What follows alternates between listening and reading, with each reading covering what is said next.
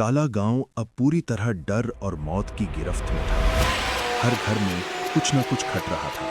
हर रात किसी का शिकार हो रहा था। मीरा अब पूरी तरह टूट चुकी थी।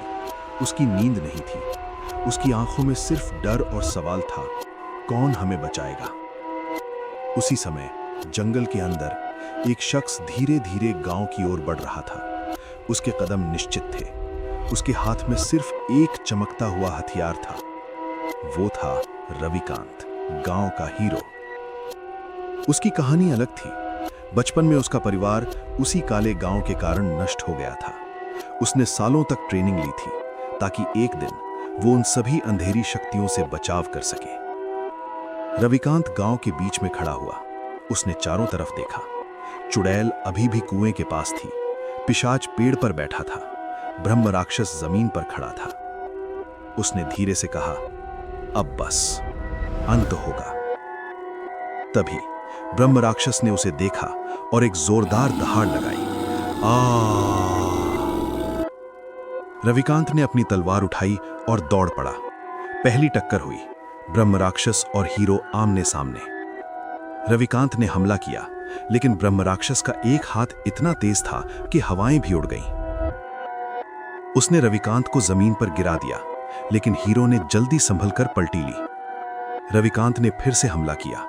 इस बार उसने ब्रह्म राक्षस के पैर में निशाना लगाया। ब्रह्म राक्षस चीखता हुआ झुका, लेकिन अभी पूरी तरह नहीं मरा, क्योंकि उसकी ताकत असली शैतान के आशीर्वाद से थी। तभी चुड़ैल ने पीछे से हमला किया। उसने अपनी जादू की लाठी रविकांत पर फेंकी, लेकिन रविकांत ने झुककर उसे बचा लिया और तुरंत तलवार से उसका हमला रोक दिया। पिशाच ने हवा से हमला किया, लेकिन रविकांत ने छलांग लगाई और उसके पंजे पकड़ लिए। जंगल के अंदर से सभी अंधेरी शक्तियां एक साथ सामने आने लगीं। डाकिनी और शाकिनी ने जादू के गोले फेंके। कर्ण पिशाचिनी ने कान में फुसफुसाना शुरू किया।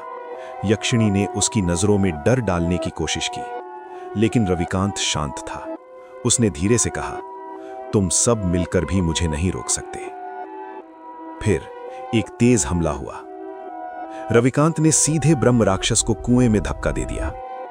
कुएं में गिरते ही ब्रह्म राक्षस ने चीखते हुए आग उगाई और तुरंत गायब हो गया। सभी अन्य शक्तियां डर गईं, क्योंकि पहली बार कोई उनके बीच में खड़ा होकर लड़ रहा था। रविकांत ने धीरे से चारों तरफ देखा।